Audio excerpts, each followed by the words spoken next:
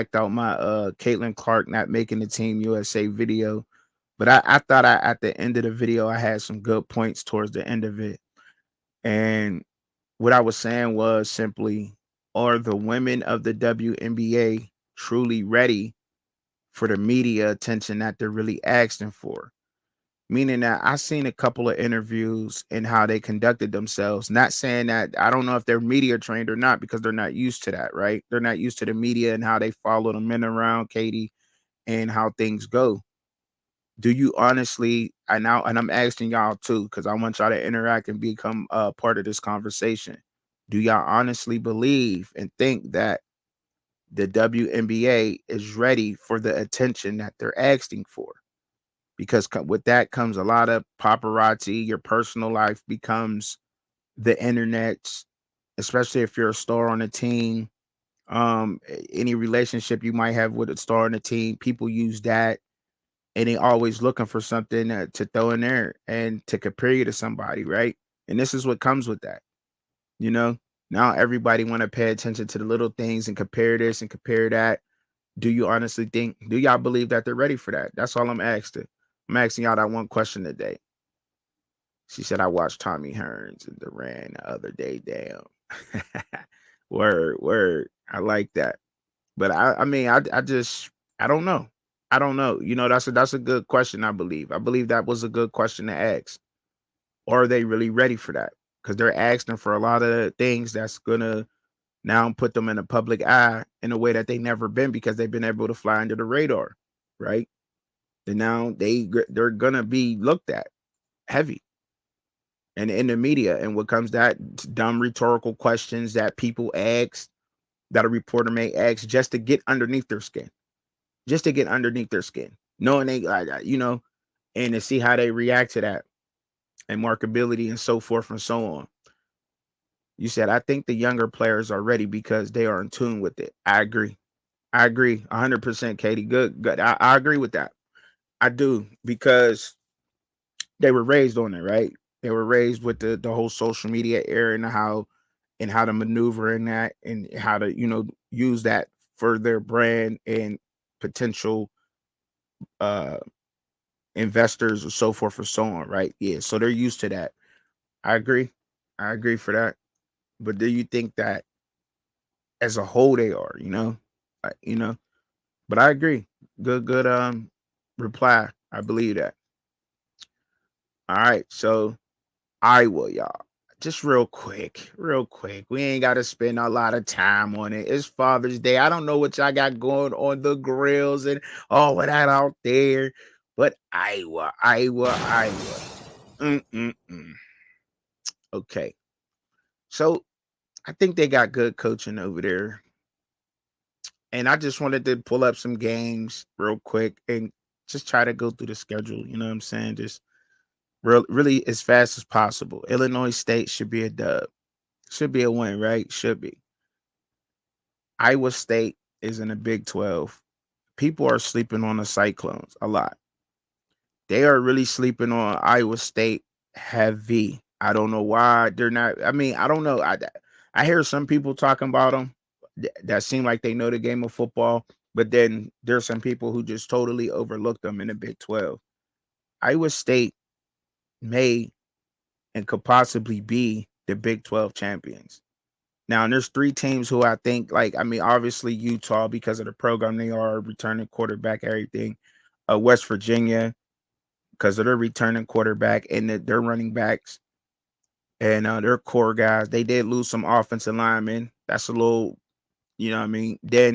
But then Iowa State, I believe they're out there too. So, you know, Troy, that should be a dub, but that's not going to be easy. An easy dub. Minnesota, they should probably beat them. Ohio State's a loss. Washington's a loss. Michigan State should be a win. Northwestern should be a win, but I don't know. Good coaching over there. David Braun knows what he's doing over there. Took a whole 1-11 team to 7-5, and they did beat Utah in a bowl game. Now I know Utah's players was out and everything else, and I believe when players sit out for their bowl games, and people say, well, their players sat out. I believe that's the equivalent of people weight draining themselves to go down and wait. Like, don't make the excuse. Nobody told y'all to sit out in your school lost. They lost, they lost. It is what it is. A loss is a loss. Y'all didn't show up to the bowl game. Your school got humiliated in the bowl game. You didn't represent your school. They lost. It's an L. We could talk about it, and it's a loss. Period. Nothing else to talk about that. You said Utah has one of the best head coaches in college football. I like that, Katie. Agree. I think they got a good culture around there. We were talking about that last night on the round table a little bit. Cuban got into a whole good spiel about how he didn't want Miami to be one of the programs who just relied on the portal, and how he wanted there to be some continuity and chemistry, and just, just a good program like how Utah is, because those are the programs who go far into the playoffs. And I agree with him. When you get to looking at the playoff last year and how it was, and how these teams are good, is because of that. Like, for instance, perfect example, I just got finished talking about Northwestern. They were 1-11. David Braun came up there, first time head coach, rookie head coach, took them to a 75 75 record. I think they finished off 8-5, I believe it was 7-5. Correct me if y'all can help me out there, but it was one of those.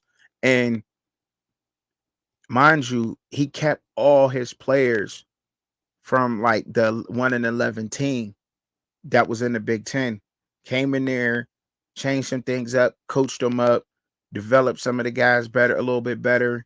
Came in made the right moves, and they wind up having a great season last year. And I think that was largely because that taste of defeat. Sometimes when you take a big L like that in life, period, in life in general, when you lose at something bad to where you could have did a lot better, your comeback is even harder. It makes you want it even more. You know what I mean? In a crazy way. Like, I get what I'm saying. Like, it just makes you want whatever it is even more.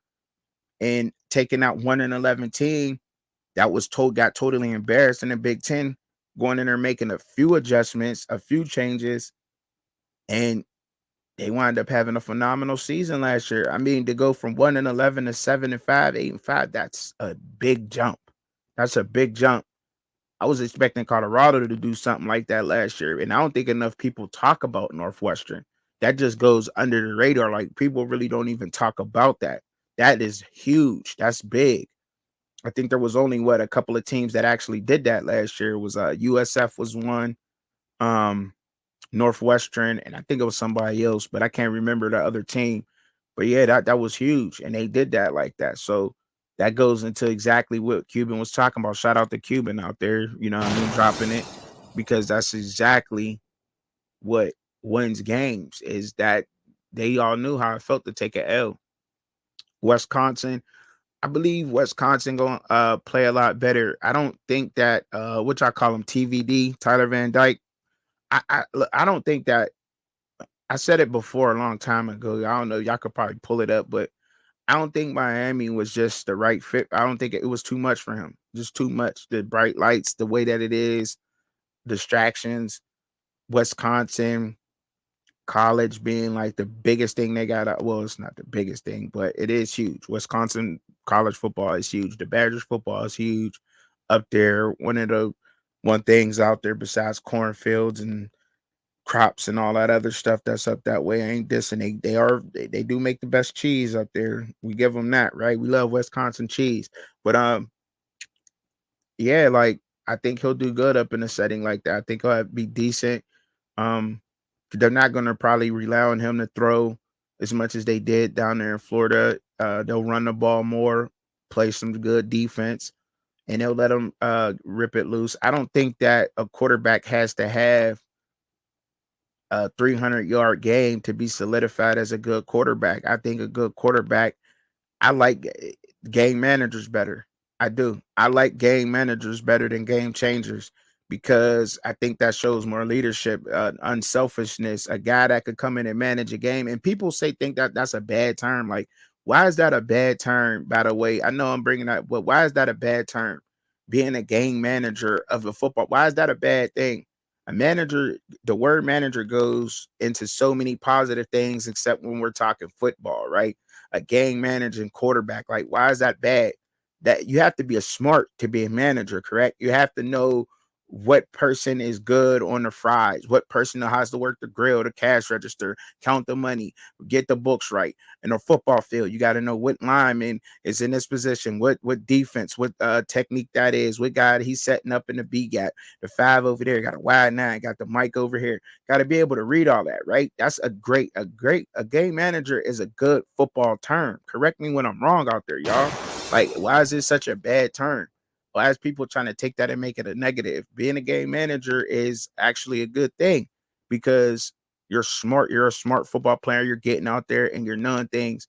And I think he's seen I think he's learned from some of the things that he went through in Miami. I hate to say that, y'all, and whatever else went on, but I think, because they're not going to rely on him to throw the ball as much. And um I think he'll have a good thing. But being a game manager, back to that, man, it's not a bad term. So, and I like those guys who can go out there and see that and make those adjustments. Those are, in my opinion, quarterbacks who wind up with longevity, both in the pro level and at the collegiate level.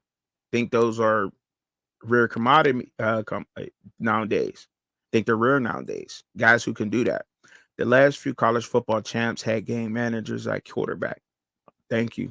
Thank you, Katie. Thank you. I believe that. And they're, that's a good term. I don't know why some people take it as a negative. I believe it's good. JJ McCarthy, good quarterback, right? Game manager, knew what he was doing. Knew what he was doing out there. People give me heck about Bo Nix on that one. I believe Bo Nix is also one of those guys who fall into that, but we'll see. We'll see. I got a little bet going. UCLA. Despite what UCLA is doing, I think that'll be a good game.